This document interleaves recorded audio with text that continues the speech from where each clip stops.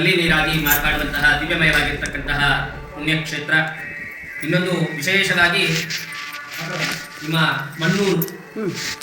ಮಣ್ಣೂರಿನಲ್ಲಿ ನಡೀತಕ್ಕಂತಹ ಒಂದು ವಿಶೇಷತೆ ಏನಿದೆ, ನಾವು ಬಿಸಿ ನೀರಾಗಿದ್ರೆ ತಣ್ಣೀರಾಗೋದು ಕೇಶವದೇವರಿಗೆ, ಅದೇ ರೀತಿಯ ಒಂದು ವಿಸ್ಮಯ ಚಮತ್ಕಾರಿ ಗಬ್ಬೂರಿನ ಶ್ರೀನಿವಾಸ ದೇವರಿಗೂ ಸಹಿತ ನಡೆಯುತ್ತೆ.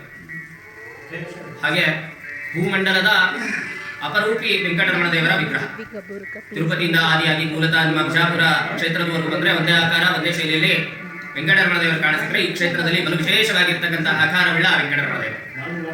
ಹಾಗೆ ಏಕಕಾಲಕ್ಕೆ ರುದ್ರದೇವರ ಸಮೇತ ಶ್ರೀನಿವಾಸ ದೇವರನ್ನ ಒಟ್ಟಿಗೆ ದರ್ಶನ ಪಡೆಯುವುದು. ಅದು ಮಹಾಭಾರತ ಕಾಲದಲ್ಲಿ ಉದ್ಭವಿಸಿರ್ತಕ್ಕಂತಹ ಲಿಂಗ.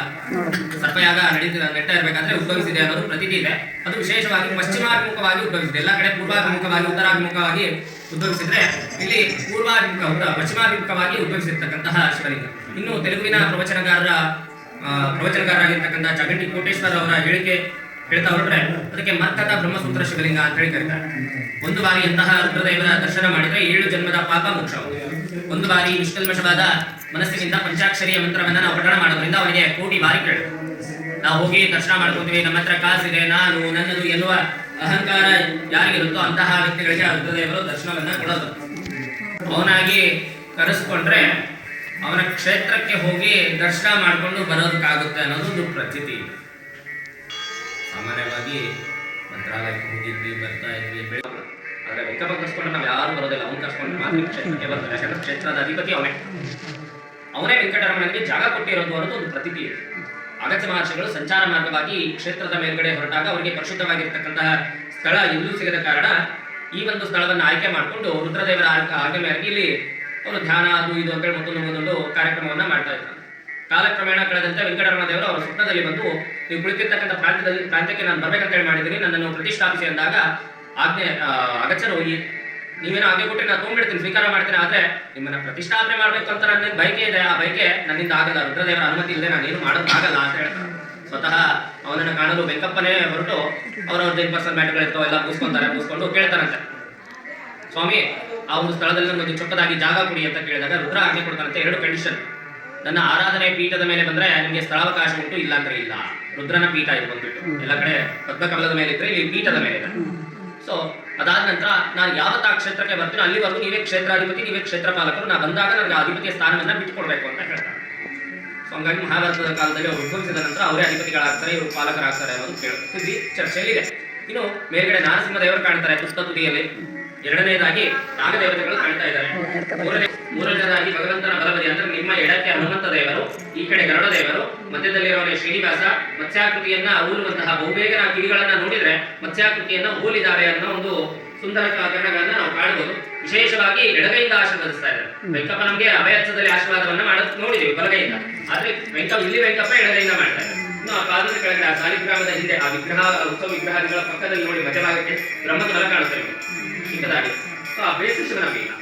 ಸೊ ಇವರನ್ನ ಚೈತ್ರ ಪೌರ್ಣಿಮಾ ಕಗ್ರಹದ ಚಂದ್ರಗ್ರಹಣದ ಮೋಕ್ಷ ಸಮಯದಲ್ಲಿ ಅಗಸ್ತ್ಯರ ತಪೋಬಲದಿಂದ ಪೀಠವನ್ನು ಬಿಟ್ಟು ಬ್ರಹ್ಮಕಮಲದ ಸಮೇತ ಆ ವಿಗ್ರಹವನ್ನ ಸೃಷ್ಟಿ ಮಾಡಿ ಮೋಕ್ಷ ಸಮಯದಲ್ಲಿ ವಿಗ್ರಹವನ್ನ ಪ್ರಾಣ ಪ್ರತಿಷ್ಠಾಪನೆ ಮಾಡ್ತಾರೆ ಅನ್ನೋದು ಪ್ರತೀತಿ. ನೀವು ಈ ಸ್ಟ್ರಕ್ಚರ್ ಎಂದು ಗಮನಿಸ್ತಾ ಇದ್ರೆ ಇದನ್ನ 12ನೇ ಶತಮಾನದಲ್ಲಿ ದೇವಗಿರಿಯ ಯಾದವರ ಶ್ರವಣ ವಂಶದ ಸಿಂಹಣ ಎಂಬಾತ ರಾಜ ಈ ದೇವಸ್ಥಾನವನ್ನ ಮರು ನಿರ್ಮಾಣ ಮಾಡ್ತಾರೆ. ಮೇಲ್ಗಡೆ 108 ದೀಪವನ್ನ ಹಚ್ಚಬಹುದು ನಿಮ್ಮ ತಲೆ ಮೇಲೆ. ಅದರಲ್ಲಿ ಯಾವುದೇ ರೀತಿ ಪ್ರಾಣತೆ ಇಡುವ ಅವಶ್ಯಕತೆ ಇಲ್ಲ. ಅದರಲ್ಲಿ ಎಣ್ಣೆ ಬತ್ತಿ ಹಾಕಿ ದೀಪಾರಾಧನೆ ಮಾಡೋದು. ಸೊ ಅದನ್ನ ಈ ಎಲೆಕ್ಟ್ರಿಸಿಟಿ ಇಲ್ಲದ ಕಾಲದಲ್ಲಿ ಪ್ರತಿನಿತ್ಯ ಬೆಳಕಿಗಾಗಿ ಅಲ್ಲಿ ದೀಪಾರಾಧನೆ ಮಾಡ್ತಾ ಇದ್ರಂತೆ. ಕಾಲಕ್ರಮೇಣ ಕಳೆದಂತೆ ಎಲ್ಲ ಎಲೆಕ್ಟ್ರಿಸಿಟಿ ಬಂದ ನಂತರ ವರ್ಷದಲ್ಲಿ 1 ದಿನ, ಅದು ಕಾರ್ತಿಕ ಬಲಿಪಾಡ್ಯಮಿ ದಿವಸ ಮಾತ್ರ ನಾವು ದೀಪಾರಾಧನೆ ಮಾಡ್ತೀವಿ. 3 ವರ್ಷದ ಹಿಂದೆ ಮಾಡಿದ್ವಿ, 3 ವರ್ಷದಿಂದ ಅನ್ಕೊಂತಾನೆ ಬರ್ತಾ ಇದ್ವಿ, ಆಗ್ತಾ ಇಲ್ಲ. ಸೊ ಆಮೇಲೆ ಅವತ್ತಿನ ಟೆಕ್ನಾಲಜಿ ಇವತ್ತಿನ ಟೆಕ್ನಾಲಜಿ ವ್ಯತ್ಯಾಸ ಏನಾದ್ರು ಈಗ ತೋರ್ತಾ ಇಲ್ಲ. ಆದ ನಂತರ ಇಲ್ಲಿ ನಡೀತಕ್ಕಂಥ ಕಾರ್ಯಕ್ರಮ 5 ನಿಮಿಷ ಮುಗಿಸ್ತಾರೆ. Navaratri, Shivaratri and Vaikuntha Ekadashi. Navaratri as usual ಬ್ರಹ್ಮೋತ್ಸವವಾಗಿ ಪ್ರಸಾದ ಬೇರೆ ಬೇರೆ ರೀತಿಯ ಕಾರ್ಯಕ್ರಮ ಚಟುವಟಿಕೆಗಳು. ಶಿವರಾತ್ರಿಯ ದಿನ ಶತರುದ್ರಾಕ್ಷಕ ಸಂಜೆ 4ರಿಂದ 8 ಗಂಟೆವರೆಗೂ ಶತರುದ್ರಾಕ್ಷಕ, ಅಹೋರಾತ್ರಿ ಕ್ಷೀರಾಕ್ಷಕ, ರಾತ್ರಿ ಜಾಗರಣೆ, ಮತ್ತೆ ರಾತ್ರಿ ಅನ್ಯಥಾ ಜಾತಿ ಜನಾಂಗ ಭಜನೆ ಕಾರ್ಯಕ್ರಮ ಇರುತ್ತೆ. ನೆಕ್ಸ್ಟ್ ಪಾರಾಯಣ. ವೈಕುಂಠ ಏಕಾದಶಿ ಅಂತ ಹೇಳಿದ್ರೆ ನಮ್ಮ ತಲೆ ಬರೋದು ತಿರುಪತಿ ಕ್ಷೇತ್ರ. ಉತ್ತರ ದ್ವಾರದಿಂದ ವೆಂಕಪ್ಪನ ದರ್ಶನ ಮಾಡಿದ್ರೆ ಮೋಕ್ಷ ಸಿಗುತ್ತಾ? ಅಲ್ಲಿ ಕೆಲ ದಿನಗಳ ಸೀಮಿತಾವಧಿಯಲ್ಲಿ ಮಾತ್ರ ಉತ್ತರ ದ್ವಾರವನ್ನ ಓಪನ್ ಮಾಡಿ. ಈ ದೇವಸ್ಥಾನದಲ್ಲಿ 365 ದಿನ 365 ಡೇಸ್ ನಾರ್ತ್ ಫೇಸ್ ಇಂದ ಭಗವಂತ ದರ್ಶನ ಕೊಡ್ತಾರೆ. ಆವತ್ತಿನ ದಿನ ಲಕ್ಷ ಪುಷ್ಪಾರ್ಚನೆ, ನೆಕ್ಸ್ಟ್ ತೀರ್ಥಾಪ್ರಸಾದ. ಸೊ ತಾವೆಲ್ಲ ಸಾಮಾಜಿಕ ಜಾಲತಾಣದಲ್ಲಿ ಕಂಡಂತೆ ಬಿಸಿ ನೀರು ಕುದಿಯೋ ಬಿಸಿ ನೀರು ಇದು ಹೆಂಗ ಸೃಷ್ಟಿ ಆಯಿತು, ಯಾರು ಕಾರಣ ಇದಕ್ಕೆ? ಮೂಲತಃ ಅಂತ ಹೇಳಿ ಬಂದ್ರೆ ನಮ್ಮ ಹಿರಿಕರ ಕಾಲದಿಂದಲೂ ಮಾಡ್ತಾ ಬಂದಿದ್ದಾರೆ. ಬಟ್ ಇದು ಬಿಸಿನೀರಾಗಿರುತ್ತೋ ತಣ್ಣೀರಾಗಿರುತ್ತೋ ಅದನ್ನ ನಾವ್ಯಾರು ಇವತ್ತಿನವ್ರು ಅಬ್ಸರ್ವ್ ಮಾಡ್ತಿದ್ದಿಲ್ಲ. ನವರಾತ್ರಿಯಲ್ಲಿ ಉಷ್ಣೋದಕಾಭಿಷೇಕ ಅಂತೇಳಿ ನಿತ್ಯ ಮಾಡೋದು. ನಮ್ಮ ತಾತ ಮಾಡ್ತಾರೆ, ಅದನ್ನ ನೋಡಿ ನಮ್ಮ 3 ಜನ ಅಪ್ಪ ದೊಡ್ಡಪ್ಪಂದ್ರು ಮಾಡ್ತಾ ಇದ್ರು, ಅದನ್ನ ನೋಡಿ ನಾವುಗಳು ಮಾಡಕ್ಕೆ ಶುರು ಮಾಡಿ. ಇದ್ರ ಹಿನ್ನೆಲೆ ನಾವು ಕೇಳಕ್ ಹೋಗಿಲ್ಲ, ಅವರು ಹೇಳಕ್ ಹೋಗಿಲ್ಲ. ಅದೇನಾಗ ಬೀಳುತ್ತಂದ್ರೆ 2019 ಅಣ್ಣನಾಗಿ ಯಾರೋ ಒಬ್ರು ಬರ್ತಾರೆ, 3rd ಪರ್ಸನ್ ಲಿವಿಂಗ್ ಟೆಂಪಲ್ ಇದೆ, ಯಾರು ಬರ್ತಾರೆ ಯಾರು ಹೋಗ್ತಾರೆ ಅನ್ನೋದು ಕೇಳಕ್ ಬರಲ್ಲ.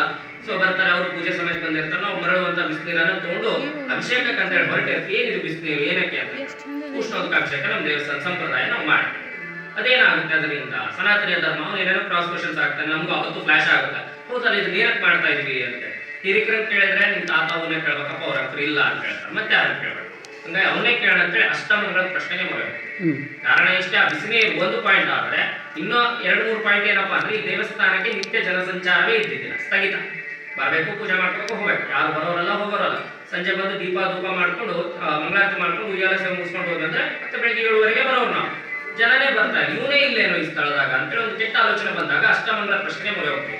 ಕೇರಳ ಜ್ಯೋತಿಷರಾಗಿರ್ತಕ್ಕಂಥ ಗಣೇಶನ್ ಕೃಷ್ಣ ಶಾಸ್ತ್ರಿ ಎನ್ನುವರನ್ನ ಕೋವಿಡ್ ಸಂದರ್ಭದಲ್ಲಿ ಅವ್ರನ್ನ ಕನ್ಸಲ್ಟ್ ಮಾಡಿ ಅವ್ರ ಜೊತೆ ಮಾತುಕತೆ ಎಲ್ಲ ಮುಗಿಸ್ಕೊಂಡು ಅವರೊಂದು ಸಮಯ ಕೊಡ್ತಾರೆ. ಆ ಸಮಯಕ್ಕೆ ಬಂದು ಇದೇ ಪ್ಲಾಟ್ಫಾರ್ಮ್ ಮಧ್ಯದಲ್ಲಿ ನೀವೇನು ಕೂತಿದ್ರೆ ಅದೇ ಪ್ಲಾಟ್ಫಾರ್ಮ್ ಮಧ್ಯದಲ್ಲಿ ಅದಕ್ಕೆಲ್ಲಾ ರೀತಿಯಿಂದ ತಯಾರಿಗಳನ್ನ ಮಾಡ್ಕೊಂಡು ಕವಡೆಗಳಿಗೆ ಮಂತ್ರೋಪದೇಶ ಮಾಡಿ ಕವಡೆ ಬಿಟ್ಟಾಗ ನಿಮ್ಮ ಹಿಂದೆ ಒಂದು ನಿಮ್ಮ ಮುಂದೆ ಅಥವಾ ಹಿಂದೆ ಒಂದು ದ್ವಾರ ಕಾಣುತ್ತೆ, ಆ ಕಡೆ ಆ ಡೋರ್ ಅಂತ ನಮ್ಗೆ ಅವತ್ತಿನವರೆಗೂ ಗೊತ್ತು. ಅಲ್ಲಿ ಒಂದು ಸೂರ್ಯನ ವಿಗ್ರಹವನ್ನ ಅಡ್ಡವಾಗಿ ಇಟ್ಟಿದ್ರು. ನಿತ್ಯ ಪೂಜೆ ನಡೀತಾ ಇತ್ತು ಆ ವಿಗ್ರಹಕ್ಕೆ. 2011ರಲ್ಲಿ ಅದು ಬಿಂಬಗೊಳಿಸ್ತಾರೆ. ಸೊ ಅದಕ್ಕೆ ಪೂಜೆ ಸ್ಥಗಿತಗೊಳಿಸ್ತೀವಿ ನಾವು ಕೂಡ. ಸೊ ಮಧ್ವಾಚಾರ್ಯರ ಆಕೃತಿಯಲ್ಲಿ ಪೂಜೆ ಮಾಡ್ಬೋದು ಅಂತ ಬರುತ್ತೆ. ಅದು ಹೊರಗೆ ತೆಗೆದಿಟ್ಟಿರ್ತೀವಿ, ಮತ್ತೆ ಯಾಕೆ ಪೂಜೆ ಮಾಡೋದು ಅಂತ ಹೇಳಿ ಇಟ್ಟಿದ್ವಿ. ಯಾಕಂದ್ರೆ ಕೈ ಕಟ್ಟಾದ್ರೆ ಜೀವ ಹೋಗುತ್ತಾ. ಸೊ ಅವ್ರು ಆ ತರ ಉಲ್ಲೇಖಗಳಿಂದ ಸೊ ಮಾಡೋದು ಬೇಡ ಅಂತ ಹೇಳಿ ಅಷ್ಟೇ ಇಟ್ಟಿದ್ವಿ. ಸೊ ಪ್ರೇರೇಪಣೆ ಅಂತಂದ್ರೆ ಆ ವಿಗ್ರಹದ ಮೂಲ ಸ್ಥಳ ಆ ಕಡೆ ದೇವಸ್ಥಾನ. ಈ ಎಲ್ಲಾ ದೇವಸ್ಥಾನಗಳಿಗೂ 100 ವರ್ಷ ಸೀನಿಯರ್. 875, ಅದು 975, ಔಟ್ ಆಫ್ 1000 ಇಯರ್ಸ್ ಓಲ್ಡ್. ಚತುರ್ಪುಡೇಶ್ವರ ಅಂತ ಹೇಳಿ ಸೂರ್ಯ, ಬ್ರಹ್ಮ, ಹೀಗೆ ಬ್ರಹ್ಮನ ವಿಗ್ರಹ ಕೆಳಗಡೆ ದೇವಸ್ಥಾನದಲ್ಲಿ ಅಂಶದ ಮೇಲೆ ಕುಳಿತಿರ್ತಕ್ಕಂಥ ಬ್ರಹ್ಮನ ವಿಗ್ರಹ ಸಿಗುತ್ತೆ. ಸೂರ್ಯ, ಬ್ರಹ್ಮ, ನಾಗದೇವತೆ ಮತ್ತು ಸರಸ್ವತಿ ದೇವಿಯನ್ನ ಆ ದೇವಸ್ಥಾನದಲ್ಲಿ ಸ್ಥಾಪನೆ ಮಾಡಿದ್ದಂತೆ ಆರ್ಕಿಯಾಲಜಿಯವರು ಹೇಳೋದು. ನಮ್ಗೆ ಬ್ರಹ್ಮನ ವಿಗ್ರಹ ಸಿಕ್ಕಿದ್ರೆ ಸೂರ್ಯನ ವಿಗ್ರಹ ಕಣ್ಣಿಗೆ ಕಾಣುತ್ತೆ. ಸರಸ್ವತಿಯಲ್ಲಿದ್ದಾಳೋ ನಾಗದೇವತೆಗಳಿದ್ದಾವೋ ಗೊತ್ತಿಲ್ಲ.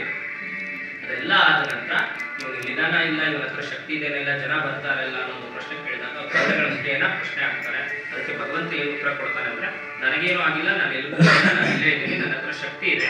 ಜನ ಬರ್ತಾ ಇಲ್ಲ ಅಂತ ಕೇಳ್ತೀರಲ್ವಾ, ಇನ್ ಮುಂದೆ ಜನ ಬರ್ತಾರೆ, ಬರ್ತಕ್ಕಂಥ ಜನರನ್ನ ಉಳಿಸ್ಕೊಂಡು ಹೋಗೋದು ಕಲಿಯಿರಿ.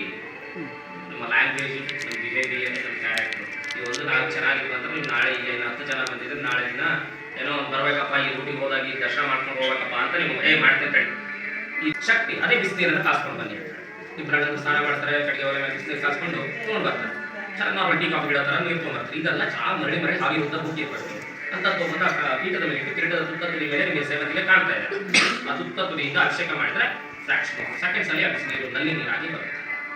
ಸೆಕೆಂಡ್ಸ್ ಫ್ರಾಕ್ಷನ್ ಆಫ್ ಸೆಕೆಂಡ್ಸ್ ಅಲ್ಲಿ ಆ ಬಿಸಿನೀರು ಕ್ಷಣ ಮಾತ್ರ ಅಂತ ಹೇಳ್ತೀವಲ್ವಾ, ಕಣ್ಣು ಮಿಡಿಸುವ ಹಂತದಲ್ಲಿ ಆ ಬಿಸಿನೀರು ನಲ್ಲಿ ನೀರಾಗಿ ಮಾರ್ಪಡಬೇಕು. -6 ಡಿಗ್ರಿ 7 ಡಿಗ್ರಿ ಇರುತ್ತೆ.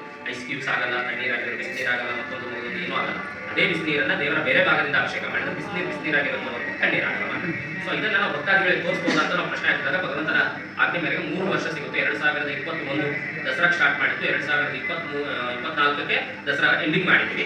ಕಳೆದ ನವರಾತ್ರಿ ವರ್ಷಕ್ಕೆ 9 ದಿನ ಮಾತ್ರ, ಅದರ ಬ್ರಹ್ಮೋತ್ಸವ ಸಮಯದಲ್ಲಿ ಮಾತ್ರ ಸಿಗುತ್ತೆ. ನಿಮಗೆ ಬೆಳಗ್ಗೆ 9 ಗಂಟೆ